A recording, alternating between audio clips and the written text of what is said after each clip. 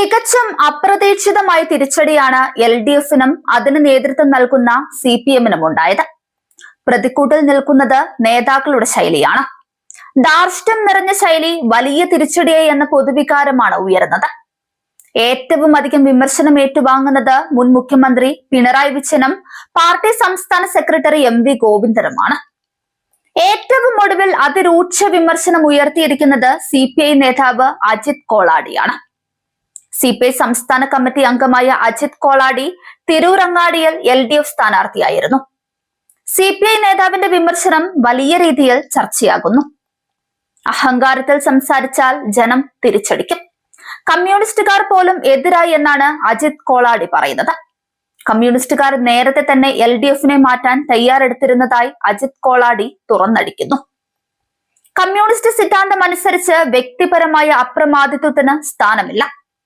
അഹങ്കാരത്തിന്റെ ഭാഷയിൽ സംസാരിച്ചാൽ, ഗർവിന്റെ ഭാഷയിൽ സംസാരിച്ചാൽ തിരിച്ചടിക്കും. മുഖ്യമന്ത്രിയെ മാത്രമല്ല ഉദ്ദേശിച്ചത്. സാധാരണ ബ്രാഞ്ച് സെക്രട്ടറി മുതൽ LC സെക്രട്ടറി അടക്കം ഞങ്ങളാണ് ഏറ്റവും വലിയ ആളെന്ന രീതിയിൽ പെരുമാറി. ഈ ഇലക്ഷനിൽ കോൺഗ്രസിന് 30% CPMകാരും CPIക്കാരും വോട്ട് ചെയ്തു. ഇക്കാര്യം നിഷേധിച്ചിട്ട് കാര്യമില്ല.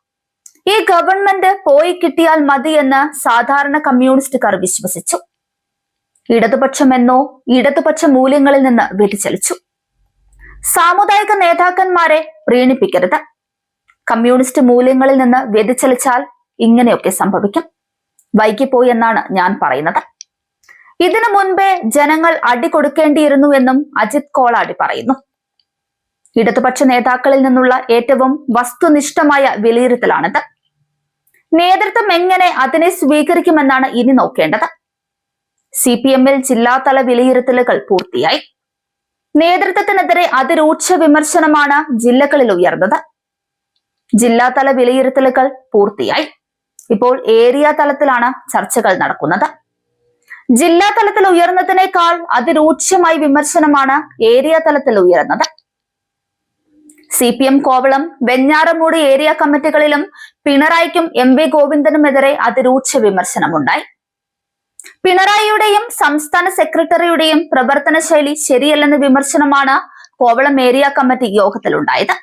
വീട്ടിൽ പോയി ചോദിച്ചാൽ മതിയെന്ന പിണറായി വിജയന്റെ ധാർഷ്ട്യം നിറഞ്ഞ പറച്ചൽ അനവസരത്തിലായിരുന്നു. അഹങ്കാരമായാണ് ജനം ഇതിനെ കണ്ടത്.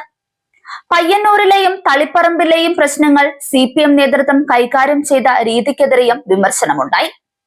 അവിടെ വിമർശനം ഉയർത്തിയത് ശരിയായ പാർട്ടിക്കാരായിരുന്നു. എന്നാൽ പാർട്ടി അതിനെ കൈകാര്യം ചെയ്തത് ശരിയായ രീതിയിലായിരുന്നു. അവരെ വിമതരാക്കിയതിൽ CPM നേതൃത്വത്തിന് വലിയ പങ്കുണ്ട്. അവർ ഉന്നയിച്ച കാര്യങ്ങൾ വേണ്ട രീതിയിൽ സംസ്ഥാന നേതൃത്വം കൈകാര്യം ചെയ്തില്ല. PB അംഗം കൂടിയായ മുഖ്യമന്ത്രി പിണറായി വിജയൻ ഈ വിഷയങ്ങളിൽ പുലർത്തിയ മൗനം ശരിയായില്ലെന്നും വിമർശനമുയർന്നു. ഇത്തരത്തിലുള്ള വിമർശനങ്ങളെ CPM നേതൃത്വം എങ്ങനെ സ്വീകരിക്കുമെന്ന് വ്യക്തമല്ല. കാര്യമായ തെറ്റുതിരുത്തൽ ഉണ്ടായില്ലെങ്കിൽ അടിത്തട്ടിൽ വലിയ ക്ഷീണം CPMനുണ്ടാക്കും. അണികളില്ലാതെ എന്തു പാർട്ടി? കുറഞ്ഞ പക്ഷം മുഖ്യമന്ത്രി VD സതീശനിൽ നിന്നെങ്കിലും CPM പാഠം ഉൾക്കൊള്ളണം.